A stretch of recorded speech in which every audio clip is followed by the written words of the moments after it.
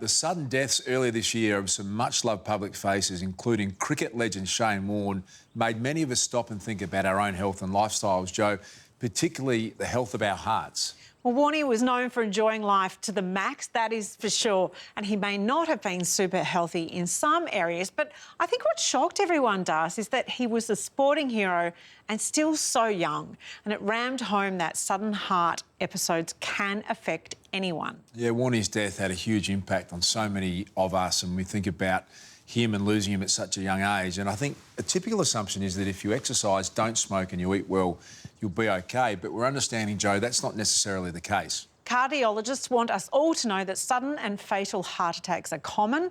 Around 30% occur without any warnings and many are preventable. A little while ago, we had two expert cardiologists on the show, Professor Rick Harper and Dr Brett Forge, who told us about two simple tests that could reduce sudden deaths from heart attacks. They've been on a mission to make these tests more accessible and for more people to make them part of their regular health screenings. Now, we've heard about plaque on our teeth and we do our best to remove it by brushing twice a day. Generally speaking, that's yeah. normally what we hope to do.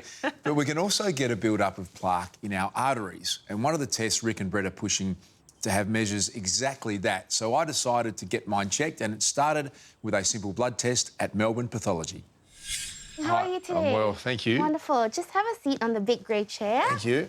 So Luke's doctors requested a fasting lipid profile. What that usually involves is a total cholesterol and then two sub-fractions of the cholesterol, the LDL, which is the so-called bad cholesterol, which can cause accumulations and blockages in the arteries, and the HDL, which is the good cholesterol that can remove cholesterol from the arteries. We also do another fat, which is called triglycerides, and at higher levels that can also impact your risk of getting cardiovascular disease. So the blood test was very straightforward, Joe, but the results, I have to say, came back as a bit of a surprise. And joining us now, the man who, after coming on the show, inspired me to check my heart health is cardiologist Dr Brett Forge. Thanks for coming back on again, Brett. Thanks, Luke. It's a pleasure. So I took your advice and went off and I got a cholesterol blood test. Brett, tell me the results, can you? Well, the results are a bit surprising, Luke. I thought you'd have absolutely perfect results, but we're often surprised. In your case, you had a total cholesterol of 6.9 and the usual recommendation, or the average in Australia, is 5.2, so you're well above average for your total cholesterol. Now, that's made up of HDL cholesterol, which is associated with reduced risk, and yours is quite high at 1.58. Triglycerides up a little bit at 2.1. And the LDL, which is the sort of so-called bad cholesterol, that's the one that gets taken into the cells and gets mopped up by macrophages, kills the macrophages, and they sort of blow up into plaque. Your LDL is high at 4.4. So I, consider myself reasonably fit. Joe, you've got I'm worried for you. well- Should he be worried? Well, I've got an ambulance standing up. Why are you laughing so much if I'm you're not worried? laughing, I'm worried. You do have a defibrillator here, don't you? So should I be worried? Yes. So that level, now you can have a level of 4.4 if you don't look after yourself, if you have a really bad diet, if you're unfit, if you eat, if you're overweight. And the vast majority of people I see with a cholesterol like that's the cause. And we have a long cause about lifestyle. It's a lifestyle disease, and people need to look after themselves properly if they want to enjoy a good, healthy life. But there's a certain percentage where it is genetic. Now, 4.4 is about the top 5 to 7% in the population. So if we took a cross-section of the population your age, we'd find 4.4. You're right up there in the sort of top 10%. Well, I like being in the top 10%, but not on this occasion. You're such a high achiever, Well, Darcy, that's right. to If it was a this far. competition, I would have been onto it. So, Brett, tell me, what was the immediate course of action that you recommended for me? I recommend you get a CT coronary calcium score as the cheapest and most non-invasive way of seeing whether you've got any evidence of early disease. So Brett organised for me to have a coronary artery calcium score test at Monash Heart right here in Melbourne, which again is a very straightforward procedure. I was hooked up to an ECG and then moved into a circular scanning machine, Joe, that monitors the heart by a team of experts. All I had to do was hold my breath a few times. It took about 5 minutes, and the team at Monash Health were amazing, led by world-renowned cardiologist Professor Stephen Nichols. So today Luke had a coronary calcium score. That's a CAT scan that looks at the heart, and importantly it looks at the blood vessels on the surface of the heart. And what we're looking there is for the build-up of calcium in the walls of the blood vessels. And we know that the higher your calcium score, the more likely you are to have a heart attack or a stroke in the future. So, Brett, the results of my test were instantaneous. Can you tell me what they revealed? They revealed you have a score of 0, which there was no evidence of any calcium in your coronary arteries. So that sounds like good news, Jo. It's very good news, I hope. Does that mean that I have not to worry about the chance of heart attack for a period of time or not? It certainly means you're very low risk. It's normal to have a score of 0. Even 70-year-olds, 12% of them, will have a score of 0 if they've got really good arteries. So you'd really like to be 0 at your age, and particularly knowing your LDL cholesterol, it's very pleasing to know that. But when you have it that young, then you really need to prepare for the possibility there could be coronary disease.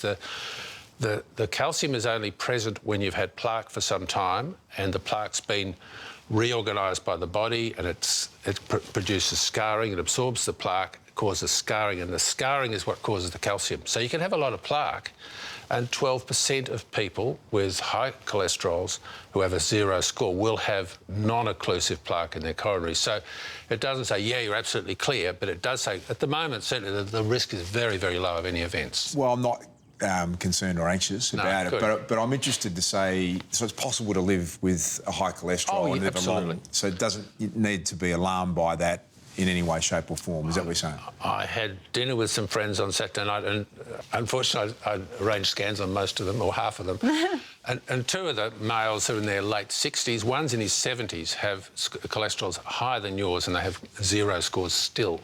So the other factors are really important, and that's the trouble. The risk calculation is just a risk calculation. So it's like some people can smoke for a whole lifetime and not get lung cancer. You can have a high cholesterol for your whole lifetime and you won't necessarily get coronary disease because everything else is working for you. And it must admit, you feel much better having done the test and say, OK, is there lifestyle issues you need to address? But I wouldn't have had the awareness about it, Brett, without you coming on the show. Why is community awareness so low? Well, it's partly our fault, the profession's fault. We haven't got good guidelines. So GPs are often, they've got an enormous amount of things they have to cover, and they rely on good guidelines, solid guidelines, to actually guide them. And our guidelines, say, for using cholesterol medication, require a cholesterol level about 300% higher than it, say, does in America and about 200% higher than it does in Europe. They haven't changed in about 30 years. When the statins were very expensive and the actual cost to treat a certain number of patients to prevent a heart attack was astronomically high. Now it's very cheap, and we've got a medication that in most people doesn't cause any side effects. So it's our fault, I think. And part of the reason I'm grateful for this show is it's drawn some attention to it, and I've actually been in contact with other experts around Australia to try and get some agreement, and so far it's total agreement, that this needs to be pushed forward. It needs to be available. GPs should be encouraged and funded to do a proper risk assessment, and in suitable cases like yours, to go ahead and do a CT calcium score. And it's really important that in your case, it's important it's followed up later on. The beauty of it, Joe, from my point of view, that it was quick, it was painless, and you got the results instantaneously and you have some peace of mind, or you can make some lifestyle adjustments that maybe would save your life. Brett, thank you for looking after me. I really appreciate it, and coming back and sharing the information with some good news. So thanks again for your time. Thanks for the opportunity. Well, when it comes to health, prevention is always better than cure, as far as I'm concerned. I'm fortunate to have taken the action that I did, thanks to Brett and the House of Wellness. And I think the final word should come from Professor Stephen Nichols. Well, heart disease doesn't discriminate. Yes, older people, men are more likely to have heart disease than women, but we see heart disease in young people. We see plenty of heart disease in women. We know that women are 3 times more likely to die of heart disease than breast cancer. It's the most common cause of death in women in our community. In general, the average heart patient will be somebody who's older and less fit and smokes, but that doesn't mean that we don't see people like Luke. We just see a lot less of them, and that's why it's really important, this concept of knowing your numbers. And so that starts with blood pressure and cholesterol. In the not too distant future, it may also include a calcium score.